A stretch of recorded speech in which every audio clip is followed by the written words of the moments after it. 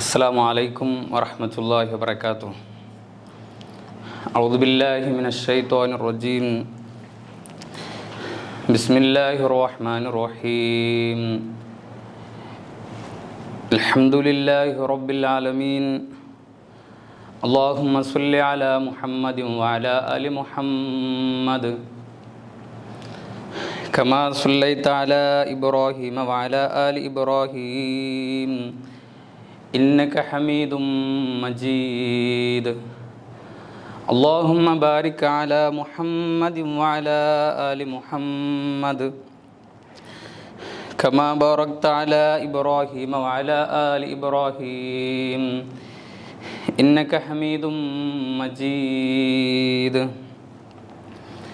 ഏറ്റവും സ്നേഹബഹുമാനങ്ങൾ നിറഞ്ഞ സഹോദരന്മാരെ, സഹോദരിമാരെ, സത്യവിശ്വാസികളെ, പരിശുദ്ധ ജുമാ ദിവസം ജുമാ കർമ്മം കഴിഞ്ഞ് പുറത്തിറങ്ങിയവരാണ് നമ്മളൊക്കെയും. റബ്ബ് സുബ്ഹാനഹു വ തആല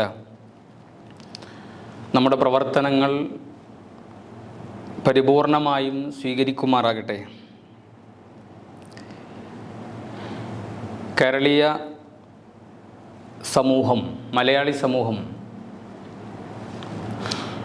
വളരെ പ്രയാസപ്പെട്ട ദിനങ്ങളിലൂടെയാണ് കടന്നു പോകുന്നത്. 30 ദിവസം മുന്നേ വയനാട്ടിലുണ്ടായ ഒരു പ്രകൃതി ദുരന്തം മനുഷ്യ മനസ്സുകളെ വല്ലാതെ പിടിച്ചു കുലുക്കിയ വലിയൊരു ദുരന്തം.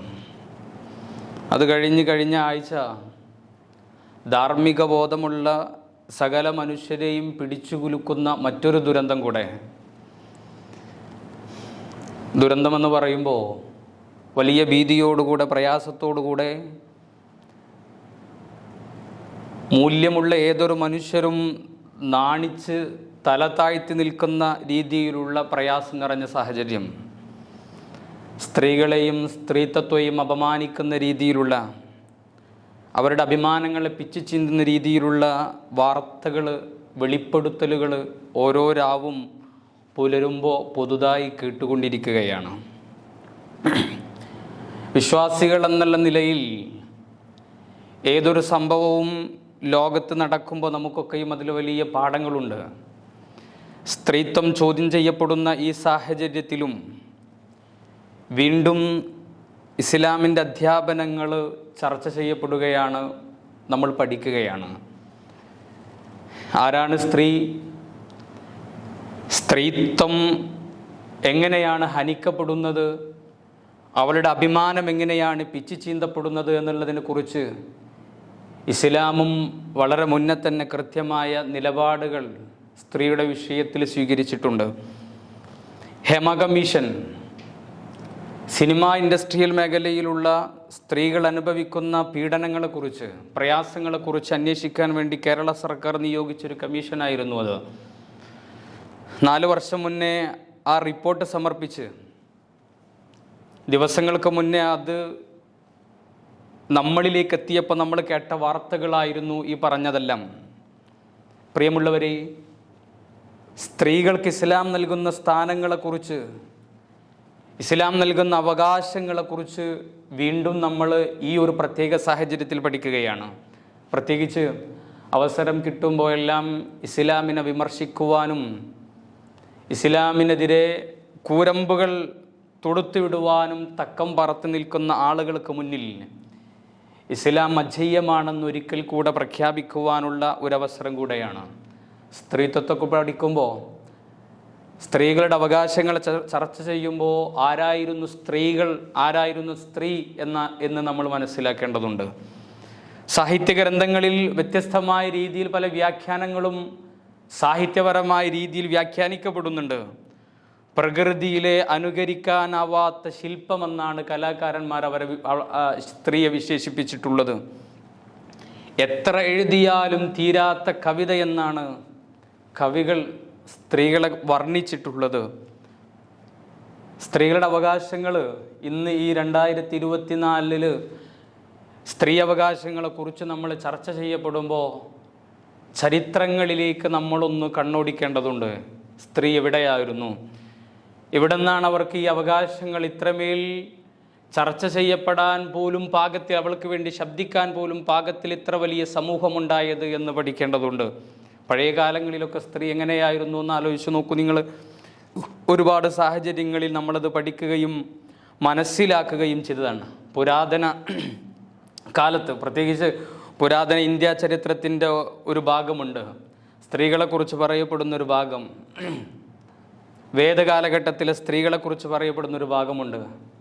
പിതാ രക്ഷതി കൗമാരേ ഭർത്തരക്ഷതി യൗവനെ രക്ഷന്തി സ്ഥാവിരേ പുത്ര ന സ്ത്രീ സ്വാതന്ത്ര്യമർഹതി എന്ന് പറയുന്നൊരു വാചകം. കൗമാരം വരെ പിതാവിൻ്റെ സംരക്ഷണത്തിലും ഭർത്തൃരക്ഷതി യൗവനെ, യൗവനത്തിൽ ഭർത്താവിൻ്റെ സംരക്ഷണത്തിലും വാർദ്ധക്യത്തിൽ മക്കളുടെ പുത്രൻ്റെ സംരക്ഷണത്തിലുമാണ് ഒരു സ്ത്രീ. അതുകൊണ്ട് തന്നെ സ്ത്രീ സ്വാതന്ത്ര്യമർഹതി, സ്ത്രീകൾക്ക് സ്ത്രീ സ്വാതന്ത്ര്യമർഹിക്കുന്നില്ല എന്നുള്ളതാണ്. നമ്മൾ പറയുന്നത് സ്ത്രീകൾക്ക് സ്വാതന്ത്ര്യമുണ്ട്. ഭർത്താവും പിതാവും മക്കളുമൊക്കെ സഹോദരനുമൊക്കെ സ്ത്രീകളെ സംരക്ഷിക്കുന്നതോടൊപ്പം തന്നെ ആ സ്ത്രീകൾക്ക് സ്വാതന്ത്ര്യവും കൂടെ ഉണ്ട് എന്നുള്ളതാണ് നമ്മളുടെ പ്രഖ്യാപനം, ഇസ്ലാമിൻ്റെ കൂടെ പ്രഖ്യാപനം. പഴയ കാലഘട്ടത്തിലൊരു സമ്പ്രദായം ഉണ്ടായിരുന്നു, ദേവദാസി സമ്പ്രദായം എന്നാണ് അതിൻ്റെ പേര്. ആരാധനാലയങ്ങളിലുള്ള ദേവന്മാർക്ക് ശൂദ്ര വിഭാഗത്തിൽപ്പെട്ട സ്ത്രീകളെ സമർപ്പിക്കുന്ന ഒരു വലിയ ഒരു ആചാരമായിരുന്നു അത്. എടുത്തു കളയപ്പെട്ടു അത്. സ്ത്രീകൾ ഏത് രീതിയിലും അവിടെ ഉപയോഗിക്കപ്പെടാനുള്ള ഒരു സാഹചര്യമുണ്ടായിരുന്നു എന്നാണ്. പിൽക്കാലത്ത് വന്ന പുരോഗമനവാദികൾ ആ ഒരു സമ്പ്രദായത്തെ പേര് വിളിച്ചത് ആരാധനാലയങ്ങളിലെ വേശ്യകൾ എന്നായിരുന്നു അവരെ വിളിച്ചിരുന്നത്. ഇത്രമേൽ സ്ത്രീകൾ മാറ്റി നിർത്തപ്പെട്ടിരുന്നു എന്നുള്ളതാണ്. നോക്കൂ നിങ്ങൾ, ഇന്ന് നമ്മളൊക്കെ ചർച്ച ചെയ്യുന്ന പ്രത്യേകിച്ച് സിനിമാ മേഖലകളിലുള്ള വെളിപ്പെടുത്തലുകൾ വരുമ്പോൾ ഭർതൃമതികളായ സ്ത്രീകൾ ഉപയോഗിക്കുന്ന ചില രാക്ഷസന്മാർ, ലൈംഗികപരമായും ശാരീരികപരമായും അവരുടെ ഇംഗിതത്വത്തിന് വേണ്ടി ഉപയോഗിക്കുന്ന ആളുകൾ ഉണ്ട് എന്ന് പറയുമ്പോൾ പഴയ കാലഘട്ടത്തിലെ ഒരു സമ്പ്രദായം ഓർമ്മ വരികയാണ്.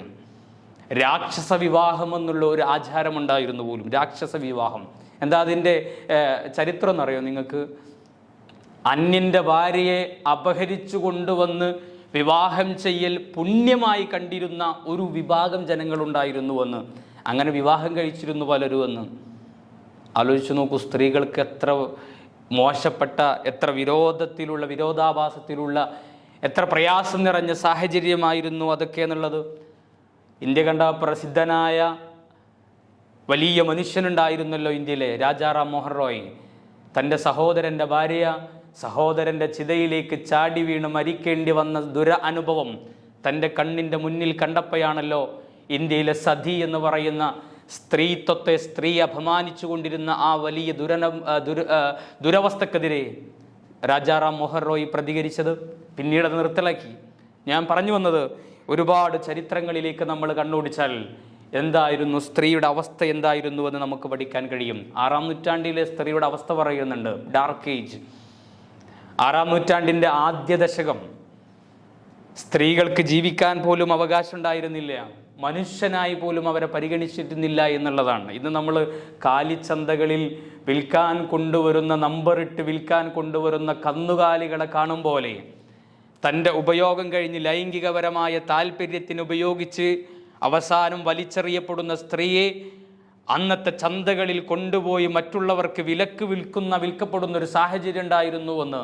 എന്നിട്ട് അവിടെ ആരോ അതുപോലെ ഉപയോഗിച്ച് വലിച്ചെറിയപ്പെട്ട സ്ത്രീയെ വീണ്ടും തൻ്റെ ആവശ്യത്തിന് വിലക്ക് വാങ്ങുന്ന ഒരു സമ്പ്രദായം, കച്ചവട ചരക്കുകളായി മാത്രം കണ്ടിരുന്നൊരു സാഹചര്യം. പ്രിയപ്പെട്ടവരെ, സ്ത്രീക്ക് ജനിക്കാൻ പോലും അവകാശമില്ലാതിരുന്നൊരു സാഹചര്യം ഉണ്ടായിരുന്നു പഴയ കാലഘട്ടത്തിൽ. നമ്മൾ പറയുന്ന പരിശുദ്ധ ഇസ്ലാം ലോകത്ത് പ്രവാചകൻ മുഹമ്മദ് സല്ലല്ലാഹു അലൈഹി വസല്ലമയിലൂടെ അതിൻ്റെ പൂർത്തീകരണം നടക്കുന്ന കാലഘട്ടത്തിൻ്റെ തൊട്ട് മുന്നുള്ള കാലം, ജീവനോടെ കുഴിച്ചു മൂടിയിരുന്നൊരു കാലമുണ്ടായിരുന്നു.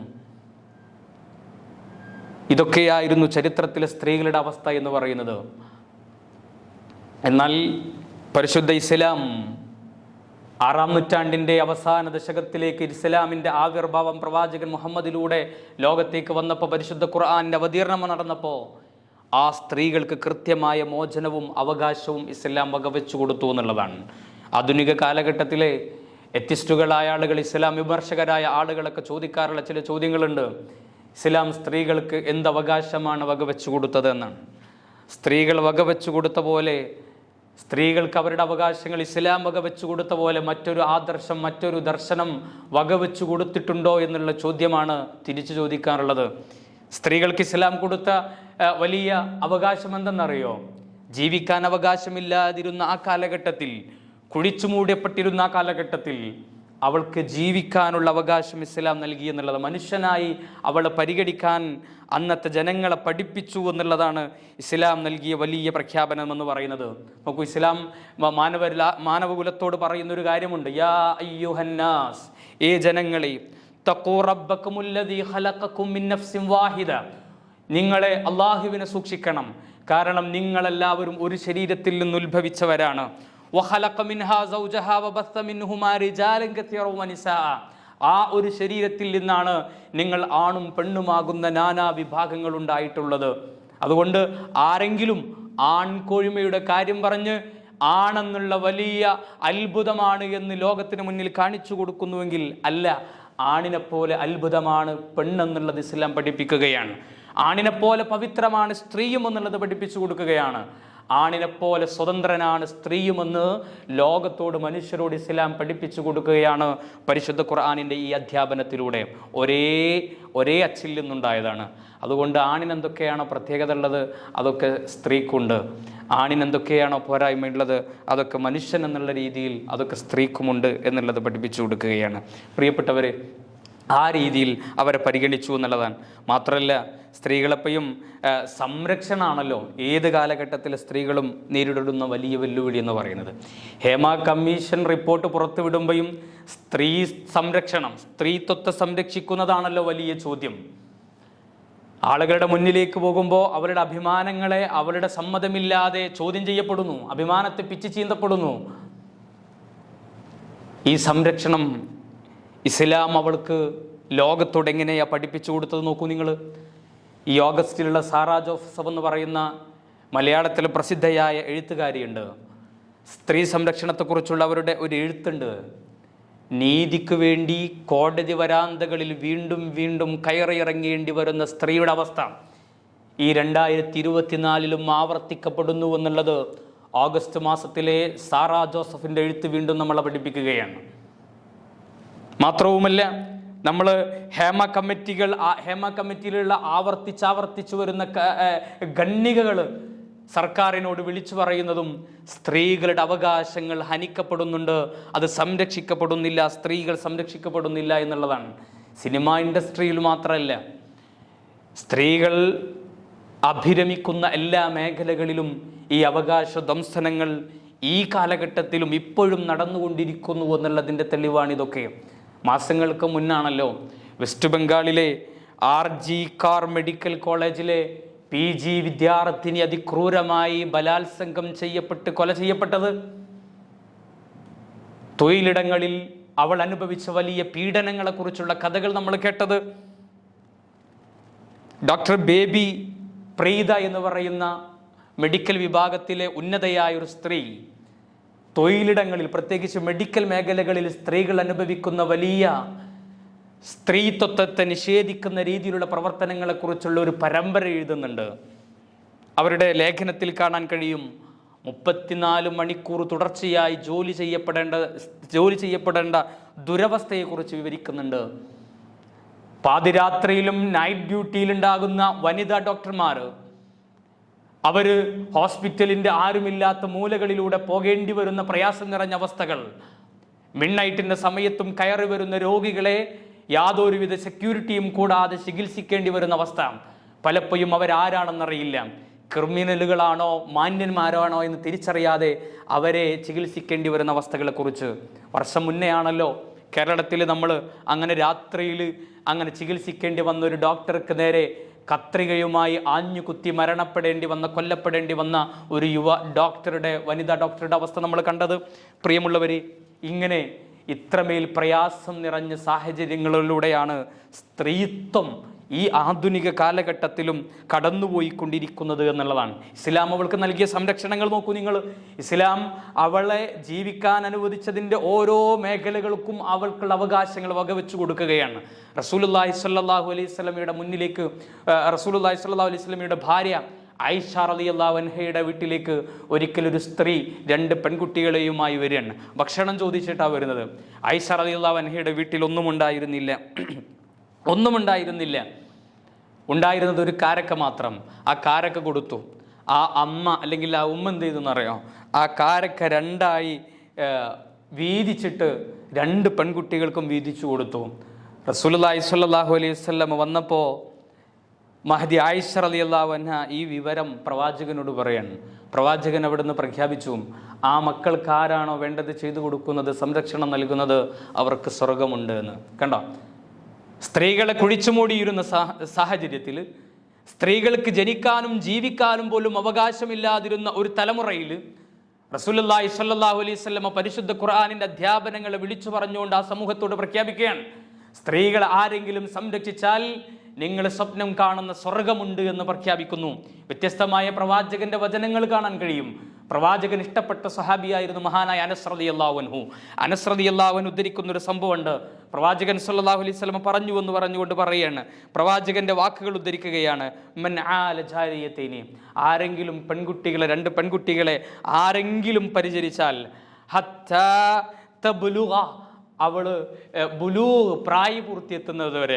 മറ്റു പരമ്പരകളിൽ പ്രവാചകന്റെ വചനങ്ങളിൽ കാണാൻ കഴിയും, അവള് സ്വയം കാര്യങ്ങൾ നിർവഹിക്കാൻ പാകമാകുന്നത് വരെ, നമ്മളെ ഭാഷയിൽ പറഞ്ഞാൽ സ്വന്തം കാലിൽ നിൽക്കാൻ കഴിയുന്നത് വരെ, അവൾക്ക് സ്വന്തം ഏണിങ്സ് ഒക്കെ ഉണ്ടാകുന്ന ഒരു സമയം വരെ, അല്ലെങ്കിൽ ഒരു ഭർത്താവിൻ്റെ കയ്യിൽ അവളെ കൈ പിടിച്ചേൽപ്പിക്കുന്ന ഒരു സന്ദർഭം വരെ പെൺകുട്ടികൾ ആരെങ്കിലും സംരക്ഷിച്ചാൽ, റസൂലുള്ളാഹി ആക്ഷൻ കാണിച്ചു എന്ന പ്രവാചകന്റെ 2 വിരലുകൾ ഇങ്ങനെ അടുപ്പിച്ചു വെച്ചിട്ട് പറഞ്ഞു, ഞാനും അവനും നാളെ ഇങ്ങനെ ആയിരിക്കും. അതായത് മുസ്ലിങ്ങളായ വിശ്വാസികളായ ആളുകൾ അവൻ്റെ ഏറ്റവും അവസാനത്തെ അഭിലാഷമായി അവൻ കാണുന്നത് സ്വർഗം ലഭിക്കുക എന്നുള്ളതാണ്. ആ സ്വർഗം ലഭിക്കുവാൻ വിശ്വാസികളെ നിങ്ങൾ ആഗ്രഹിക്കുന്നുണ്ടോ? നിങ്ങൾ സ്ത്രീകൾക്ക് സംരക്ഷണം കൊടുത്താൽ മതി. അത് മകളാവാം, അത് ഭാര്യയാവാം, അത് സഹോദരിമാരാവാം, അത് മാതാവാകാം. വ്യത്യസ്ത തുറകളിലൂടെ ഇസ്ലാം പഠിപ്പിക്കുന്നുണ്ട്. വ്യത്യസ്ത തുറകളിലൂടെ മാതാവിനെ കുറിച്ച് പറയുമ്പോൾ ഒരു സ്ത്രീ ഏറ്റവും കൂടുതൽ ആദരിക്കപ്പെടുന്നത് മാതൃത്വം എന്നുള്ളതിലാണല്ലോ. അതുകൊണ്ട് തന്നെ സ്ത്രീകൾക്ക് വേണ്ടിയിട്ടുള്ള അവകാശങ്ങൾ അവൾക്ക് അനുകൂലമായ രീതിയിൽ ഇസ്ലാം വകവെച്ചു കൊടുക്കുകയാണ്. അവളെ സംരക്ഷിക്കണം, ഉമ്മ എന്നുള്ള നിലയിൽ, ഭാര്യ എന്നുള്ള നിലയിൽ, മാതാവ് എന്നുള്ള നിലയിൽ. റസൂലുള്ളാഹിന്റെ മുന്നിൽ ഒരു യുദ്ധത്തിന് അനിവാര്യമായ ധർമ്മസമരത്തിന് അനുമതി ചോദിച്ച് വന്നൊരു പയ്യനോട് അള്ളാഹിൻ്റെ റസൂൽ തിരിച്ച് ചോദിച്ചത് എന്താ അറിയോ? മോനെ, വീട്ടിൽ പ്രായമുള്ള ഉമ്മയും ഉപ്പയുണ്ടോ? റസൂലുള്ളാഹി സ്വല്ലല്ലാഹു അലൈഹി വസല്ലമയുടെ ചോദ്യം കേട്ട ആ സഹാബി പയ്യൻ പറഞ്ഞു, അതെ ഉണ്ട്. എന്നാൽ റസൂലുള്ളാഹി പറഞ്ഞെന്താ അറിയോ?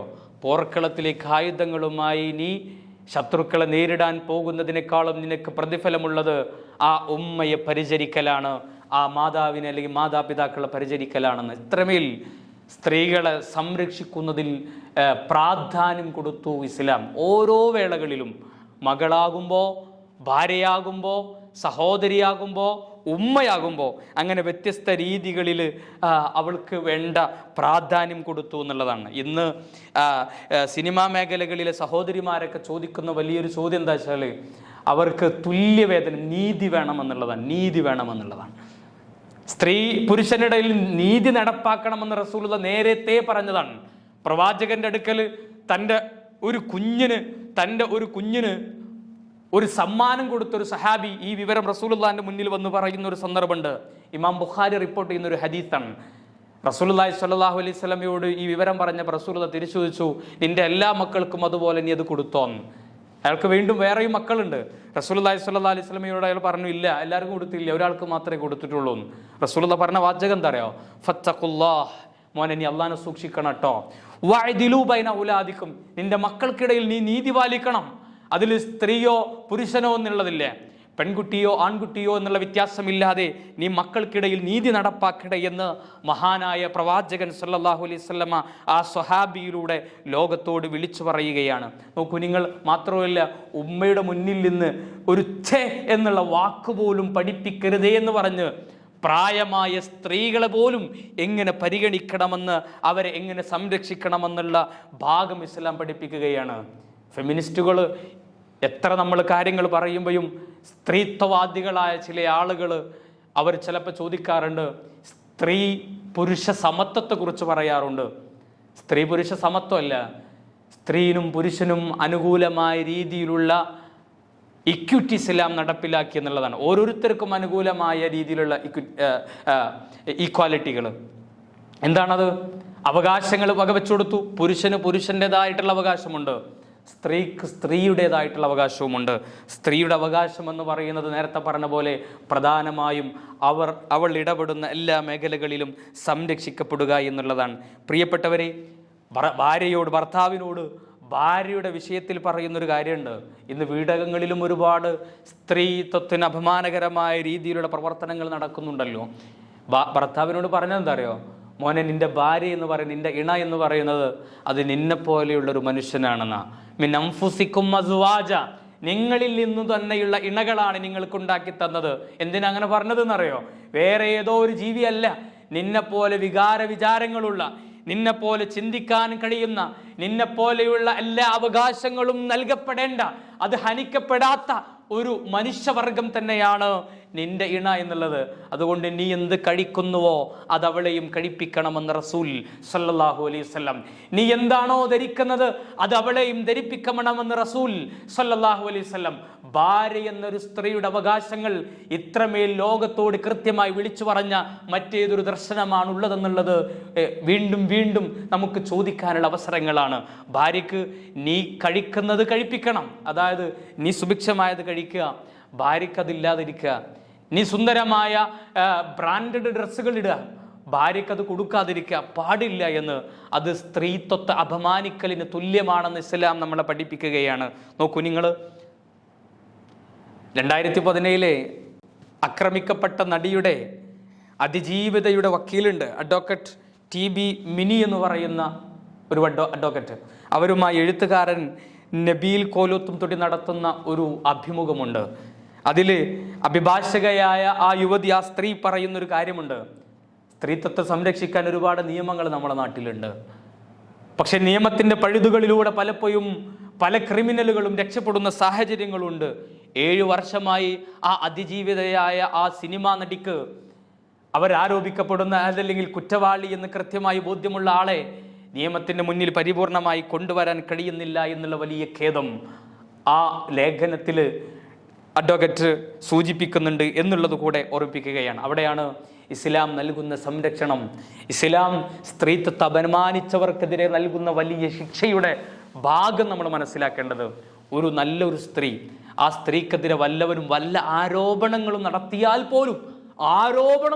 പോലും സ്ത്രീത്വത്തെ ശാരീരികമായോ ലൈംഗികപരമായോ ആക്രമിക്കുകയല്ല, വല്ല ദുരാരോപണങ്ങൾ നടത്തിയാൽ പോലും അത് വലിയ പാപങ്ങളുടെ കൂട്ടത്തിലാണ് ഇസ്ലാം എണ്ണിയിട്ടുള്ളത് എന്നുള്ളതാണ്. വലിയ പാപങ്ങളുടെ കൂട്ടത്തിൽ, സബഉൽ മുബിഖാത്ത് എന്നാണ് അതിനെ പറയുന്നത്. വലിയ പാപങ്ങളുടെ കൂട്ടത്തിലാണ് ഇസ്ലാം അതിനെ എണ്ണിയിട്ടുള്ളത്. പ്രിയപ്പെട്ടവരെ, വലിയ പ്രയാസം നിറഞ്ഞ സാഹചര്യങ്ങൾ നമ്മുടെ നാട്ടിൽ ഉണ്ടാകുന്നു. ഇതുപോലെ അമ്മയുടെ മുന്നിൽ നിന്ന് അമ്മയെയും മകളെയും സിനിമാ സെറ്റുകളിൽ വെച്ചിട്ട് ക്രൂരമായി മാറി മാറി പീഡിപ്പിക്കപ്പെടുന്ന സാഹചര്യം.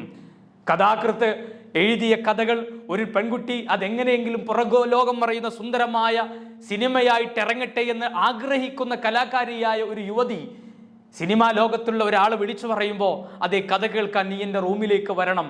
നിഷ്കളങ്കയായ ആ സ്ത്രീ ആ റൂമിലേക്ക് വരുമ്പോൾ അവളെ ശാരീരികമായി ലൈംഗികമായി ആക്രമിക്കുന്ന മനോവൈകൃതമുള്ള മൃഗതുല്യമായ മനുഷ്യർ ജീവിക്കുന്ന നാട്ടിലാണ് പ്രിയപ്പെട്ടവരെ നമ്മളുള്ളത്. അവിടെ വീണ്ടും ഇസ്ലാമിൻ്റെ അധ്യാപനങ്ങൾ എന്തുകൊണ്ടത് നടക്കുന്നു എന്നുള്ളതും എങ്ങനെ അത് നിയന്ത്രിക്കാമെന്നുള്ളതും ഇസ്ലാം കൃത്യമായി പഠിപ്പിച്ചു തരുന്നുണ്ട്. മുസ്ലിങ്ങൾ, വിശ്വാസികളായ ആളുകളോട്, മാനവ സമൂഹത്തോട് ഇസ്ലാമിൻ്റെ അധ്യാപനങ്ങളെ കൃത്യമായി കേൾക്കാനും മനസ്സിലാക്കാനും കഴിയുന്ന ജനങ്ങളോട് ഇസ്ലാമിൻ്റെ അധ്യാപനം എന്താ അറിയോ? സ്ത്രീത്വത്തെ കൃത്യമായി സംരക്ഷിക്കേണ്ട മേഖലകൾ പിതാവിനോട്, ഭർത്താവിനോട്, മകനോട്, സഹോദരനോട്, സമൂഹത്തിലുള്ള ഓരോ വ്യക്തിയോടും കൃത്യമായി പറഞ്ഞു കൊടുക്കും പോലെ തന്നെ സ്ത്രീകൾ ശ്രദ്ധിക്കേണ്ട, കൂടെ മാതാപിതാക്കൾ ശ്രദ്ധിക്കേണ്ട, സ്ത്രീകൾക്ക് സംരക്ഷണം കൊടുക്കുന്ന ഓരോരുത്തരും ശ്രദ്ധിക്കേണ്ട സ്ത്രീ തന്നെയും പാലിച്ചിരിക്കേണ്ട ചില കാര്യങ്ങളെക്കുറിച്ച് പറഞ്ഞു തരുന്നുണ്ട്. ഒന്നാമത്, ഈ കാര്യങ്ങളൊക്കെ ഉണ്ടാകുന്നത് നോട്ടത്തിലാണല്ലോ. സ്ത്രീയുടെയും പുരുഷൻ്റെയും ബയോളജിക്കലി ഒരു ആസ്പെക്റ്റ് ഉണ്ട്, അതായത് പരസ്പരം ആകർഷിക്കപ്പെടുന്നവരാണ്. മനുഷ്യനുണ്ടാക്കിയത് തന്നെ അങ്ങനെയാണ്. ജനങ്ങളുടെ ഭാഷ അനുസരിച്ചുണ്ടായാൽ പ്രകൃതിയിൽ മനുഷ്യൻ വന്ന് തന്നെ പരസ്പരം ആകർഷിപ്പിക്കുന്ന രീതിയിലാണ്.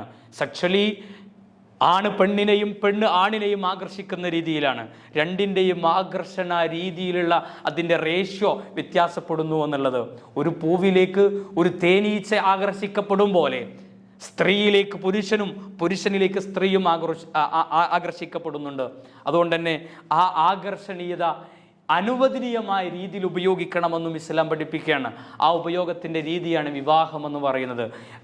മനുഷ്യൻ്റെ മനസ്സിലുണ്ടാകുന്ന വികാരം വിവാഹത്തിലൂടെയായിരിക്കണം പൂർത്തീകരിക്കേണ്ടത്. അല്ലാതെ കണ്ണിൽ കാണുന്ന സ്ത്രീ രൂപങ്ങളോടെല്ലാം തൻ്റെ മനസ്സിൽ തോന്നുന്ന വികാരങ്ങളെ ശമിപ്പിക്കേണ്ടവനല്ല അവനെന്ന് ഇസ്ലാം പഠിപ്പിക്കുകയാണ്. നോക്കൂ നിങ്ങൾ, ആ വികാരങ്ങളെ അങ്ങനെ ശമിപ്പിക്കേണ്ടവനല്ല മുസ്ലിമായ മനുഷ്യൻ എന്നുള്ളത്. അതിലാദ്യം ഇസ്ലാം പഠിപ്പിച്ചത് നോട്ടത്തെ നിയന്ത്രിക്കാനാണ്. ആണിനോടും പെണ്ണിനോടും ഇസ്ലാം പറഞ്ഞു, അൻയഗുല്ലു അബ്സാറഹും അൻയഗുല്ലുന അബ്സാറഹുന്ന, നിങ്ങളുടെ കാഴ്ചയെ നിയന്ത്രിക്കണം, എല്ലാത്തിലേക്കും നോക്കരുത്. സ്ത്രീ ശരീരത്തിൽ നിങ്ങളുടെ വികാരങ്ങൾ ഇളക്കി വിടുന്ന ചില ഭാഗങ്ങളുണ്ടാവാം, ആ ഭാഗങ്ങളിലേക്ക് നിങ്ങൾ നോക്കരുത്. സ്ത്രീയാണോ കുടുംബമാണോ അറിയുന്നവളാണോ എന്ന് തിരിച്ചറിയാനുള്ള നോട്ടം, ചീത്തയായ ചിന്തയോടുകൂടെയുള്ള നോട്ടമരുതേ എന്ന് ഇസ്ലാം എത്ര സുന്ദരമായിട്ടാണ് ആണിനോടും പെണ്ണിനോടും സ്ത്രീയുടെ അവകാശങ്ങളെ സംരക്ഷിക്കാൻ വേണ്ടിയിട്ട്, അവളെ പിച്ച് ചിന്താതിരിക്കാൻ വേണ്ടിയിട്ട് അതിൻ്റെ അവസരങ്ങൾ ഇല്ലാതാക്കിയത്. മാത്രമല്ല ഇസ്ലാം പറയാണ്, ആണും പെണ്ണും ഒറ്റക്കാകരുത്. കാരണം രണ്ടുപേരിലും ആകർഷണീയത ഉണ്ട്. അതുകൊണ്ട് നിങ്ങൾ എവിടെയെങ്കിലും ഒറ്റക്കാകുന്ന സാഹചര്യം ഉണ്ടായാൽ അവിടെ പിശാച് വരും, പൈശാചിക ഇടപെടലുകൾ ഉണ്ടാകും, നിങ്ങളിൽ വേണ്ടാത്ത ചിന്തകൾ ഉണ്ടാക്കിത്തരും. ആ ചിന്തകൾ ഒരു പക്ഷേ മുന്നിലിരിക്കുന്ന സ്ത്രീ എന്നെക്കാളും എത്രയോ താന്നവളാണ്, അതായത് വയസ്സിന് ഇളയവളാണെന്നോ, മകളുടെ പ്രായമുള്ളവളാണെന്നോ, ഭർത്തൃമതിയാണെന്നോ, യുവതിയാണെന്നോ, വൃദ്ധയാണെന്നോ ഒരു പക്ഷേ അയാളുടെ ഹൃദയങ്ങൾക്ക് ചിന്തിക്കാൻ ശേഷിയുണ്ടായെന്ന് വരില്ല. അതുകൊണ്ട് അല്ലാഹുവിൻ്റെ റസൂൽ സല്ലല്ലാഹു അലൈഹി വസല്ലമയുടെ പ്രഖ്യാപനമാണ്, ലാ യഖ്ലുവന്ന റജുലുൻ ബിഇംറാഅത്തിൻ, ഒരു സ്ത്രീയുമായി ഒരു പുരുഷനും ഒറ്റക്കാകാൻ പാടില്ല. അങ്ങനെ ഒറ്റക്കായാൽ അവിടെ പിശാചിന്റെ ഇടപാടുകൾ ഉണ്ടാകുമെന്ന്, മനുഷ്യന്റെ മനസ്സിൽ ചീത്തയായ തോന്നലുകൾ ഉണ്ടാകുമെന്ന്, സാഹചര്യങ്ങളെ, അതായത് സ്ത്രീത്വത്തെ അപമാനിക്കാനുള്ള സാഹചര്യങ്ങളില്ലാതാക്കുകയാണ് ഇസ്ലാം ചെയ്തത്. നോട്ടത്തെ നിയന്ത്രിക്കാൻ പറഞ്ഞു, ഒറ്റക്കാവാതിരിക്കാൻ പറഞ്ഞു. ഇത് നമ്മളെ പെൺകുട്ടികളോടും ആൺകുട്ടികളോടൊക്കെ പറഞ്ഞു കൊടുക്കേണ്ടതാണ്. ബസ്സിലും കാറിലും മാത്രമല്ല ഒറ്റക്കാകല്, ഫ്ലാറ്റിലും റൂമുകളിലും മാത്രമല്ല ഒറ്റക്കാവല്, മൊബൈലുകളിലും ഒറ്റക്കുള്ള ചാറ്റിങ്ങുകളിലുമെല്ലാം ഈ നിയന്ത്രണം കൊണ്ടുവരാൻ ഇസ്ലാമിൻ്റെ ഈ അധ്യാപനം ജീവിതത്തിൽ കൊണ്ടുവരാനുള്ളൊരു ശ്രദ്ധ നമുക്കുണ്ടാകേണ്ടതുണ്ട്. നോക്കൂ നിങ്ങൾ, അങ്ങനെ ആരെങ്കിലും വിളിക്കുന്ന ഫ്ലാറ്റിലേക്ക് തൻ്റെ കഥകൾ പറഞ്ഞു കൊടുക്കാൻ ഒരു സ്ത്രീ പോകുമ്പോൾ ഒറ്റക്കാകരുതേ എന്നുള്ള ഇസ്ലാമിൻ്റെ അധ്യാപനങ്ങൾ പാലിക്കുന്നവളാണെങ്കിൽ നോക്കൂ നിങ്ങൾ, ഉമ്മയെ, മാതാവിനെ, സഹോദരനെ, തനിക്ക് സംരക്ഷണം നൽകപ്പെടാൻ കഴിയുന്ന മറ്റൊരാളെയും കൂട്ടിയല്ലേ പോവുക. ഈ അധ്യാപനങ്ങൾ പാലിച്ചിരുന്നുവെങ്കിൽ പലപ്പോഴും സ്ത്രീകൾ അപമാനിക്കപ്പെടുമായിരുന്നില്ല എന്നുള്ളത് കൂടെ കൂട്ടത്തിൽ സൂചിപ്പിക്കുകയാണ്. മാത്രമല്ല സംസാരത്തിലുള്ള നിയന്ത്രണം പറയുന്നു ഇസ്ലാം. സംസാരണത്തിലുള്ള നിയന്ത്രണം പ്രവാചകന്റെ ഭാര്യമാരോട് പറയുന്ന ഒരു കൽപ്പനയുണ്ട്. സൂറത്തുൽ അഹ്സാബിന്റെ 32-ാമത്തെ വചനം. റസൂലുള്ളാഹിന്റെ ഭാര്യമാരോടുള്ള കൽപ്പന മുഴുവൻ സ്ത്രീകളോടുള്ളൊരു കൽപ്പന കൂടെയാണ്. എന്താ പറഞ്ഞത് അറിയോ? നിങ്ങൾ സംസാരത്തിൽ കൊഞ്ചിക്കുഴഞ്ഞു പറയരുത്. ആളുകൾക്ക് ആകർഷണീയത തോന്നുന്ന രീതിയിലുള്ള ഇടപാടുകൾ, സംസാരങ്ങൾ ഉണ്ടെങ്കിൽ നിങ്ങളിൽ ഉണ്ടാകരുത്. എന്തുകൊണ്ട് അങ്ങനെ പറഞ്ഞത് അറിയോ? അല്ലാഹു സുബ്ഹാനഹു തആല പറയാ, ഫയത്മഅല്ലദീ ഫീ ഖൽബിഹി മറദ്, അങ്ങനെ നിങ്ങൾ സംസാരിച്ചാൽ ഹൃദയത്തിൽ രോഗമുള്ള ആളുകൾ ഉണ്ടാവുമല്ലോ, ആ രോഗമുള്ള ആളുകൾ നിങ്ങൾ ആക്രമിച്ചേക്കാം, അവർ നിങ്ങളെ വല്ലാതെ ആഗ്രഹിച്ചേക്കാം, ആ ആഗ്രഹം നിങ്ങളെ പിച്ച് ചീന്തുന്നതിലേക്ക് എത്തിയേക്കാം. എത്ര സുന്ദരമായിട്ടാ നമ്മൾ പറഞ്ഞ ആ രോഗേത, ആ രോഗം കാമത്തെ നിയന്ത്രിക്കാൻ കഴിയാത്ത രോഗമാണ്. അങ്ങനെ ഉണ്ടാകും. ഇത് പറയുമ്പോൾ ചില ആളുകൾ പറയാറുണ്ട്, പ്രത്യേകിച്ച് വസ്ത്രധാരണ അതിൻ്റെ മറ്റൊരു ഭാഗമാണ്. വസ്ത്രധാരണയെ നിയന്ത്രിക്കണമെന്ന് കൂടെ പറയുമ്പോൾ നമ്മളെ പല സിനിമ ആക്ടേഴ്സും ഒക്കെ അവരുടെ വസ്ത്രധാരണയുടെ വേഷഭൂഷാദികളുടെ കോലം നമ്മൾ കണ്ടതാണ്. ഈ അടുത്താണ് 1-2 മാസം മുന്നേ കേരളത്തിൽ ഒരു അറിയപ്പെടുന്ന കോളേജിലേക്ക് ഒരു സിനിമാ പ്രമോഷന് വേണ്ടിയിട്ട് ഒരു സിനിമാ നടി വന്നപ്പോൾ ധരിച്ച വസ്ത്രത്തെ ചൊല്ലിയുണ്ടായ വിവാദം, ക്യാമറ കണ്ണുകൾ അവരുടെ വസ്ത്രത്തിൻ്റെ ഇഴക് കീറി പരിശോധിച്ചപ്പോൾ ഉണ്ടായ ഒരു വിവാദം നമ്മൾ കേട്ടതാണ്. ആളുകൾ പറയും മൈ ബോഡി മൈ ചോയ്സ്, എൻ്റെ ശരീരം ഞാൻ എനിക്കിഷ്ടമുള്ള പോലെ പ്രദർശിപ്പിക്കുമെന്ന്. ഇസ്ലാം അതിനെ നിരാകരിക്കുകയാണ്. ഇല്ല, പാടില്ല, എനിക്കിഷ്ടമുള്ള പോലെ പ്രദർശിപ്പിക്കാൻ പാടില്ല. അത് മനസ്സിൽ രോഗമുള്ള ആളുകൾ നിന്നെ ആക്രമിക്കാനും നിന്നിൽ ആശ വെക്കാനും ആ ആശ വളർന്ന് അവസരം ചിന്താനും അത് കാരണമാകുമെന്ന്. അതുകൊണ്ട് വസ്ത്രധാരണ രീതിയിലും സംസാരത്തിലും നീ ശ്രദ്ധ പുലർത്തണേ എന്നുകൂടെ റസൂലുള്ളാഹി പരിശുദ്ധ ഇസ്ലാം നമ്മളെ പഠിപ്പിക്കുകയാണ്. അതിൻ്റെ അർത്ഥം എന്താ അറിയോ? ആളുകൾ പറയണ പോലെ ആരോടും മിണ്ടാതെ നടക്കാനല്ല ഇസ്ലാം പഠിപ്പിച്ചത്. അതുകൂടി ഇസ്ലാം പറഞ്ഞു സൂറത്തുൽ അഹ്സാബിന്റെ 32-ാമത്തെ വചനത്തിൽ സ്ത്രീകളോട് പറയാ വഖുൽന, നിങ്ങൾ സംസാരിക്കേണ്ടത് എങ്ങനെയാണെന്നറിയോ? ഖൗലൻ മഅറൂഫ, ആളുകൾക്കെല്ലാം ഇഷ്ടപ്പെടുന്ന നല്ല സംസാരം ഉണ്ടല്ലോ, നല്ല സംസാരങ്ങൾ നിങ്ങൾ സംസാരിച്ചോ, എന്നാലേ അതുണ്ടാവില്ല. വസ്ത്രധാരണയുടെ രീതി പറഞ്ഞപ്പോഴും ഇസ്ലാം പഠിപ്പിച്ചത് എങ്ങനെയാണ്? അത് നിങ്ങൾ ശരീരം മുഴുവൻ മൂടുന്ന, മുൻകഴിയും മുഖമൊക്കെ ഒഴിച്ച് ബാക്കിയുള്ളതൊക്കെ മറക്കുന്ന, നിങ്ങൾ ശരീരത്തിൽ പ്രൊജക്റ്റ് ചെയ്യപ്പെടാൻ പറ്റുന്ന ഭാഗങ്ങളൊക്കെ കൃത്യമായി മറയുന്ന രീതിയിലുള്ള വസ്ത്രം ധരിക്കുക. എന്തിനാണെന്ന് അറിയാതെ നിങ്ങൾ തിരിച്ചറിയപ്പെടാൻ ഏറ്റവും നല്ലതാണ്. എന്തിനാ തിരിച്ചറിയണത്? നിങ്ങൾ നല്ല വസ്ത്രം ധരിക്കുമ്പോൾ, മാന്യമായ വസ്ത്രം ധരിക്കുമ്പോൾ നിങ്ങളെ കാണുന്നവരുടെ മനസ്സിൽ വിചാരം ഉണ്ടാവും, അതാ അവൾ മാന്യയാണ്, അവൾ നല്ല പെൺകുട്ടിയാണ്, നല്ല തറവാടിയാണ്, അതുകൊണ്ട് അവളോട് കൊഞ്ചിക്കുഴയാൻ പോകണ്ട, അവളോട് സെക്ഷൽ വർത്തമാനങ്ങൾ പറയാൻ പോകണ്ട, നമ്മൾ വിചാരിച്ചതിലേക്ക് അവരെ കിട്ടില്ല എന്നുള്ള മാന്യമായ ചിന്ത നമ്മളെ കാണുന്നവരിൽ കൂടെ ഉണ്ടാകും.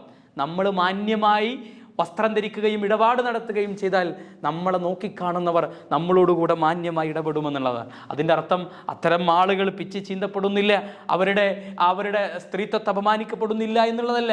ഇന്ന് അതൊക്കെയും നേരത്തെ പറഞ്ഞ പോലെ മനസ്സിൽ രോഗമുള്ള, മനോവൈകൃതം ബാധിച്ച ആളുകൾ അത് പിച്ചി ചീന്തുന്നുണ്ട് എന്നുള്ളത് യാഥാർത്ഥ്യം തന്നെയാണ്. പ്രിയപ്പെട്ടവരെ, ഇസ്ലാമിൻ്റെ അധ്യാപനങ്ങൾ നമ്മൾ ശ്രദ്ധിച്ചാൽ ഈ കാലഘട്ടത്തിലും നമുക്ക് സ്ത്രീത്വത്തെ സംരക്ഷിച്ച് നിർത്താൻ കഴിയുമെന്നുള്ളതാണ്. പുരുഷനോട് കൃത്യമായി സ്ത്രീയെ സംരക്ഷിക്കണം, അവകാശങ്ങളെ വകവെച്ചു കൊടുക്കണമെന്ന് ഓരോ ഘട്ടങ്ങളിലുമായി പഠിപ്പിച്ച പോലെ സ്ത്രീയോടുകൂടെ പറയാണ് ശ്രദ്ധിക്കണം കേട്ടോ. വീട്ടിൽ നിന്ന് പുറത്തിറങ്ങുന്ന മകള് ഈ രീതിയിലൊക്കെ ശ്രദ്ധിക്കുന്നുണ്ടോ എന്ന് ഓരോ പിതാവും മാതാവും സഹോദരനും ശ്രദ്ധിച്ചു കൊള്ളട്ടെ എന്നുള്ളത്. നോക്കൂ, നിങ്ങൾ കോവളം ബീച്ചിൽ നിന്ന് 2-3 വർഷം മുന്നേ സംഭവിച്ചൊരു മാധ്യമ വാർത്തൻ്റെ ശ്രദ്ധയിൽപ്പെടുകയാണ്. അതായത് ഒരു ലണ്ടൻകാരനായ ഒരു യുവാവ് കോവളത്തെ ബീച്ചിൽ ധാരാളം ടൂറിസ്റ്റുകൾ വരുന്ന ഒരു ഏരിയയാണല്ലോ. കോവളത്ത് ബീച്ചിൽ നിന്ന് ഒരു പെൺകുട്ടി, ഡൽഹിക്കാരിയായ ഒരു പെൺകുട്ടിക്ക് പീഡന ശ്രമത്തിൻ്റെ പരാതി കൊടുക്കുകയാണ് കോവളം പോലീസ് സ്റ്റേഷനിൽ. എന്താ കാര്യം എന്ന് വെച്ചാൽ, അർദ്ധ നഗ്നയായി വന്ന ആ സ്ത്രീ അവരുടെ ലെഫ്റ്റ് ലെഗിൽ ഒരു കറുത്ത ചരട് ധരിച്ചിരുന്നു. ഈ സഹോദരിയെ കയറി പിടിക്കേണ്ടായി. പോലീസുകാരുടെ വിശദീകരണത്തെ അയാൾ പറഞ്ഞത്, ഞങ്ങളുടെ ഒരു ചിന്തയുണ്ട്, അതായത് അവരുടെ നാട്ടിലൊരു ചിന്തയുണ്ട്, ലെഫ്റ്റ് ലെഗിൽ കറുത്ത ചരട് ധരിച്ചാൽ അതിൻ്റെ meaning we are ready to share our body എന്നുള്ളതാണ്, അതുകൊണ്ട് കയറി പിടിച്ചതാണ് എന്ന് പറഞ്ഞു. നോക്കൂ നിങ്ങൾ, നമ്മൾ പെൺകുട്ടികളൊക്കെ കാര്യം അറിയാതെ പലപ്പോഴും ഒരു വിഭാഗം എന്ന് വ്യത്യാസമില്ലാതെ എല്ലാവരും ഇതുപോലെ ഇത്തരം ട്രെൻഡുകൾ സ്വീകരിക്കുന്നവരാണ്. നമ്മളെ മക്കളുടെ വസ്ത്രധാരണകളൊക്കെ ഒന്ന് ശ്രദ്ധിക്കേണ്ട ബാധ്യത കൂടെ ഓരോ പിതാവിനും മാതാവിനും ഉണ്ട് എന്നുള്ളത് കൂടെ ഉറപ്പിക്കുകയാണ്. പ്രിയപ്പെട്ടവരെ, അവസാനിപ്പിക്കുകയാണ്. ഒറ്റക്കാര്യം, ഇസ്ലാം ഈ അവസരങ്ങളെല്ലാം നിഷേധിച്ചുകൊണ്ട് ഇല്ലാതാക്കിക്കൊണ്ട് അവസാനം പറഞ്ഞെന്താ അറിയോ? വലാ തഖറബുസ്സിനാ ഇന്നഹു കാന ഫാഹിശതൻ വസാഅ സബീലാ. പ്രിയമുള്ളവരെ, നിങ്ങൾ വ്യഭിചാരത്തിലേക്ക് അടുക്കുക പോലും ചെയ്യരുത്. കാരണം അത് വളരെ മോശപ്പെട്ട പ്രവൃത്തിയാണ്. വ്യഭിചാരം ചെയ്യരുതെന്നല്ല, വ്യഭിചാരത്തിന് കാരണമാകുന്ന ഏരിയയിലേക്ക് പോലും നിങ്ങൾ പോകരുത്. അതേ ഒരു ഫ്ലാറ്റിലേക്ക് നിങ്ങളെ വിളിച്ചാൽ ആരുമില്ലാത്തൊരു ഫ്ലാറ്റാണെന്ന് ബോധ്യമായാൽ നിങ്ങൾ അവിടെ വ്യഭിചാരത്തിൻ്റെ ഒരു സാധ്യത കാണണം. അവിടേക്ക് പോലും നിങ്ങൾ അരുത്. ഒരു സ്ത്രീയാണ് എൻ്റെ അടുക്കലേക്ക് ഒറ്റക്ക് വരുന്നതെങ്കിൽ ആളുകൾ വ്യഭിചാരത്തെക്കുറിച്ച് പറയാൻ സാധ്യതയുണ്ട്. അതുകൊണ്ട് അതിലേക്ക് നിങ്ങൾ അടുക്കരുത്. ഇസ്ലാമിൻ്റെ അധ്യാപന നോക്കൂ. നമ്മളൊക്കെ വീട്ടിൽ നമുക്ക് അങ്ങനെ ഒരു ആരോപണം വന്നാൽ പിന്നെ എന്തായിരിക്കും അവസ്ഥ? മക്കൾ നമ്മളിൽ നിന്ന് അകലൂലേ? ഭാര്യമാർ നമ്മളിൽ നിന്ന് തെറ്റിപ്പോകൂലേ? മിക്കവാറും സിനിമാ ആക്ട്രസുകളിലൊക്കെ സംഭവിച്ചു കൊണ്ടിരിക്കുന്ന കഥകളും ഇതല്ലേ. പലപ്പോഴും അവിഹിതമായ രീതിയിൽ സ്ത്രീ പുരുഷ ബന്ധങ്ങളെക്കുറിച്ച് കാണുമ്പോൾ അറിയുമ്പോൾ ഏത് ഭാര്യയാ അതിഷ്ടപ്പെടുക, ഏത് ഭർത്താവാ അതിഷ്ടപ്പെടുക, ഏത് മക്കളാ അതിഷ്ടപ്പെടുക? ഈ മെനിയാന്ന് തന്നെ മാധ്യമത്തിലെ ഒരു സഹോദരിയുടെ വീഡിയോ കണ്ടില്ലേ നമ്മൾ? അമ്മ മാധ്യമങ്ങൾക്കൊപ്പം ഓണം ആഘോഷിച്ചാൽ മതി കേട്ടോ, ഞങ്ങളടുത്തേക്ക് വരണ്ട എന്ന് പറയുന്ന ഒരു മകൻ്റെ കാര്യം ആ അമ്മ തന്നെ പറയുന്നത് നോക്കൂ നിങ്ങൾ.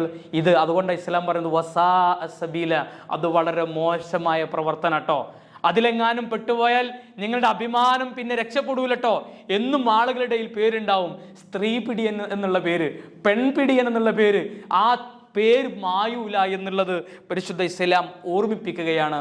മാത്രമല്ല, നരകം ലഭിക്കാനുള്ള ഏറ്റവും എളുപ്പ വഴിയൂടെയാണ് നരകം ലഭിക്കാനുള്ള ഏറ്റവും എളുപ്പ വഴി മറ്റുള്ള മനുഷ്യരെ കൊല്ലുന്ന പോലെ, ശിർക്ക് ചെയ്യുന്ന പോലെയുള്ള പാതകമായിട്ടാണ് ഇസ്ലാം അതിനെ എണ്ണിയിട്ടുള്ളത്. അതുകൊണ്ട് പ്രിയപ്പെട്ടവരെ, സൂറത്ത് ഫുർഖാനിൽ 68-ാമത്തെ വാചകത്തിൽ ആ സംഭവം സൂചിപ്പിക്കുന്നുണ്ട്. അതുകൊണ്ട് ഇന്ന് അതിനുള്ള സാഹചര്യങ്ങൾ ഇഷ്ടം പോലെയാണ്. ആ സാഹചര്യങ്ങളെ മാറ്റി നിർത്തുകയും അത് ഇല്ലാതാക്കുകയും ചെയ്യുക എന്നുള്ളതാണ് സ്ത്രീത്വം സംരക്ഷിക്കപ്പെടാനുള്ള ഏറ്റവും ആദ്യത്തെ വഴി എന്ന് പറയുന്നത്. ഇന്ന് നമ്മളെ മക്കളിൽ ഫ്രണ്ട്ഷിപ്പ് എന്നോ ബെസ്റ്റി എന്നൊക്കെയുള്ള പേരിൽ പ്രേമം നമ്മളെ മക്കളെ ഇത്തരം കെണിയിൽ ചാടുന്ന ആദ്യത്തെ ഏറ്റവും പ്രധാനപ്പെട്ട കെണിയാണ്. പ്രേമിച്ചാൽ അയാൾ വിളിക്കുന്നിടത്തൊക്കെ നമ്മളെ മക്കൾ പോകേണ്ടി വരും. നമ്മൾ പെൺകുട്ടികൾ ആൺകുട്ടികളെ സംരക്ഷിക്കേണ്ട ബാധ്യത നമുക്കുണ്ട് ആ വിഷയത്തിൽ. അതുകൊണ്ട് ഈ ഒരു ധാരണ, ഈ ഒരു മെസ്സേജ് ആ മക്കൾക്ക് കൂടെ നമ്മൾ പറഞ്ഞു കൊടുക്കേണ്ടതുണ്ട്. അള്ളാഹു സുബ്ഹാനഹു വ തആല നമ്മളെ മക്കളെയും കുടുംബത്തെയൊക്കെ കാത്തു രക്ഷിക്കുമാറാകട്ടെ. അള്ളാഹുവെ, പറഞ്ഞതും കേട്ടതുമെല്ലാം സ്വാലിഹായ അമലായി ഞങ്ങൾ ഇന്ന് സ്വീകരിക്കണേ റഹ്മാനെ. അള്ളാഹുവെ, സ്ത്രീയും ഞങ്ങളുടെ സഹോദരിമാരെ, ഉമ്മമാരെ, പെൺകുട്ടികളെ അവരുടെ അവകാശങ്ങൾ കൃത്യമായി വകവെച്ച് കൃത്യമായത് നൽകി ജീവിക്കുന്ന നല്ല തലമുറയിൽ ഞങ്ങളെല്ലാവരെയും നീ ഉൾപ്പെടുത്തി അനുഗ്രഹിക്കണേ റഹ്മാനെ. വ ആഖിറ ദഅ്വാന അൽഹംദുലില്ലാഹി റബ്ബിൽ ആലമീൻ. അസ്സലാമു അലൈക്കും വറഹ്മത്തുള്ളാഹി.